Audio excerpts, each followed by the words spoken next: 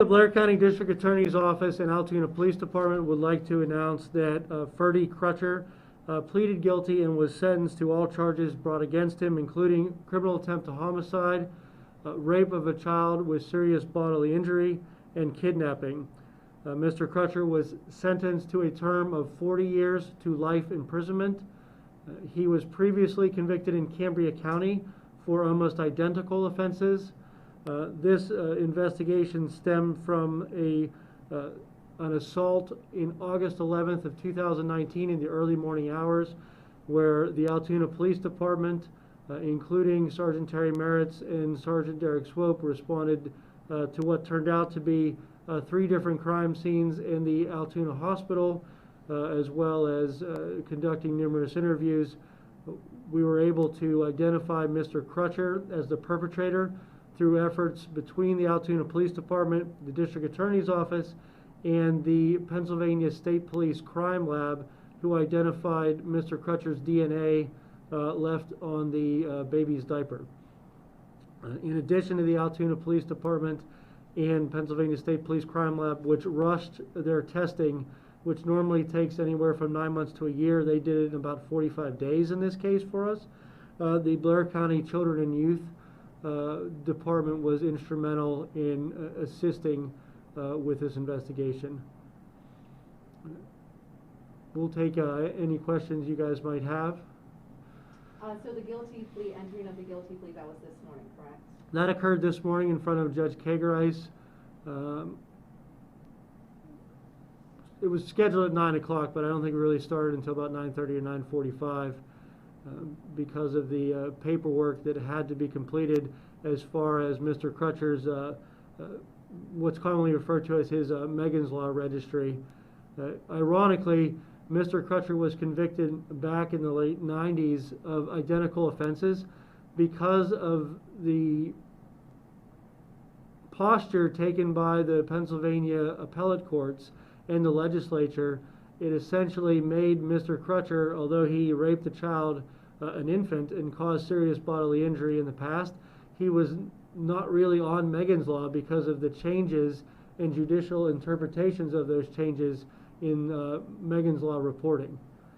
So that paperwork had to be completed, as well as the paperwork to get him assessed to determine whether he is a sexually violent predator.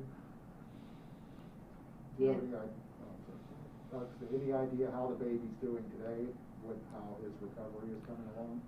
We're aware that the child has made a physical recovery, although the assault and circumstances surrounding the assault are something that you would expect and have caused significant trauma and difficulties, and unfortunately probably will continue to do so. During the hearing kind of this morning, was there any sort of emotion from Ferdy? Mr. Crutcher displayed no emotion whatsoever. He calmly answered the questions. It was a difficult proceeding to be in because of that. The facts of this case are essentially that a family calls the Altoona Police Department very early in the morning, around 4 a.m. It indicates that their infant is missing. There is a search done for the infant, and in an alleyway by the KNY Fitness Center, the infant is located, undressed, severely beaten, in an acute distress. Sergeant Swope immediately drove the infant to UPMC Altoona Hospital. The infant was taken to UPMC Children's in Pittsburgh, where he was treated for his injuries. And again, through the investigation by the Altoona Police Department, the crime lab was able to identify DNA on the baby's diaper as matching to Mr. Crutcher, and we were able to make an arrest based on that and Sergeant Merritt's interview and investigation into Mr. Crutcher after receiving that information. This case is kind of a good example, though, of, you've heard a lot of activist groups talking about calling to defund the police or to reduce the size of police departments. We've seen in the paper recently that there are calls to reduce the size of the Altoona Police Department. This case, when the police got the call, a full shift essentially responded to this home to help search for this infant. It required at least 3 supervisors. There ended up being 2 residences that were crime scenes that had to be secured and processed after a search warrant was obtained. The alleyway where the child was found had to be secured and processed for evidence. Officers had to respond to the hospital because the child was taken there, and they obviously had to do follow-up evidence collection. And then Sergeant Merritt went back to the police department to interview witnesses to determine essentially what was going on and who may have committed this offense. And without the number of police officers who were able to respond to this, it's very likely, in my opinion, that the evidence would not have been preserved and an arrest may not have been made. So it's something to keep in mind when you hear those calls to diminish the size of police force.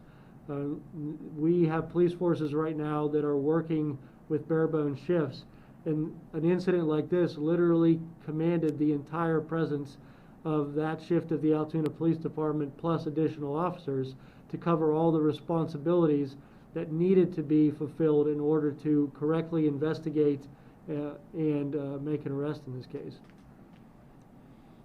So you talked a little bit about the victim's condition, but any situation like this, no matter the age, I mean, it's difficult not just for the victim, but for the family. What was the victim's family, how were they doing, and what was their reaction to today's news? We have not heard back from the family at this time. I'm sure this has been a difficult time for the victim's family, and they've gone through some difficult circumstances, both before this event and because of this event. So again, we haven't heard from them, but we do recognize that this will certainly be a difficult situation from them. We negotiated this agreement in a way that it's our expectation that Mr. Crutcher will spend the rest of his life in prison. This law was specifically changed after Mr. Crutcher was first convicted to reflect that when you rape a child and cause serious bodily injury, in Mr. Crutcher's cases, now we have 2 babies that he's done this to over a span of 20-something years, that the penalty for that can be heightened. And that is something that certainly needed to be changed in the law. But this incident kind of goes to show that, first of all, there needs to be harsher penalties for cases like this when children are harmed, when children are assaulted, because you often see perpetrators of these types of crimes reoffend. And you've heard at least the Sentencing Commission and people in criminal justice reform schools will tell you that if someone is on parole for 3 years or on probation for 3 years, they won't reoffend statistically. Well, that's simply not true. I can tell you from my experience as a prosecutor that's not true. In this case, Mr. Crutcher served the maximum, approximately 20 years in prison for the Cambria County assault. He was released after doing 20 years from the time of his initial offense and was out for about 5 years, and then he abducted another child from a home, raped that child, and attempted to murder that child. So clearly, society needs to be protected from crimes like this and people who commit crimes like this. Yeah, I think yeah, that was good. Was there anything that we haven't touched on that anybody wants to add? Yeah, either you guys want to add? I mean, I think I would just say that, you know, sometimes when we have those child abuse cases, and we've been very fortunate in this county after convictions to get some pretty significant sentences from child abuse cases. We've had some sentences that are, you know, 50 to 100 years, some sentences that were 80 to 160 years. And sometimes there's always a question that's asked about, you know, do you really need a sentence that long? What is the, you know, power or effect of a sentence that long? This case is the example. I mean, at the time, Mr. Crutcher in Cambria County received the most that he could have received in that county based on the plea offer that they offered, and that was 20 years. And that was still not enough to protect the community. So sometimes when we as prosecutors are seeking those higher sentences on a case like a child abuse case, and we're seeking that 80 to 160 years or 50 to 100 year sentences, we're doing it in recognition that not just do we have a responsibility to protect this community, we have a responsibility to protect future communities and future children. The child in this case was not protected in that situation. So we took efforts in this case to make sure that the maximum, which was life, was imposed as part of this so that future victims, future communities would be protected as well. And not only do you have the protection for future potential victims when you achieve a lengthy sentence or even a sentence where the back end is life imprisonment, but I think there's a lot to be said for a victim, especially a child victim as they're growing up. If you can tell that child victim, the person who hurt you is in jail and they're not getting out. There's something to be said, for that child's recovery with the knowledge that, hey, this person is not going to be on the street, they're going to stay in jail, and they're going to remain behind bars, and I'm going to be safe from them. And that's something that often the criminal justice system overlooks. And one other thing I would say about that particular crime too, that the crime that we charged Mr. Crutcher with, the rape of a child with serious bodily injury, as Attorney Weeks said, that was a crime or a sentence for a crime that did not exist back in 1992 when Mr. Crutcher first committed this crime.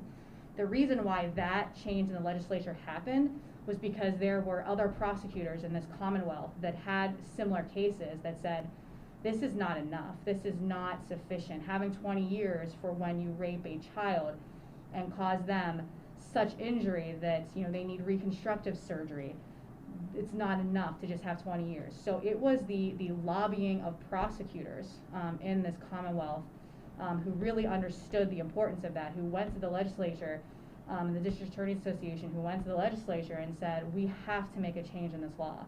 And so now you can kind of see the fruition that has come from other prosecutors recognizing what's happened and supporting future prosecutors by making sure that the legislature addressed that particular loophole. And we were fortunate to be able to at least take advantage of their efforts in this particular case. Okay. I think that's anything else? Thank you. Thank you. Thank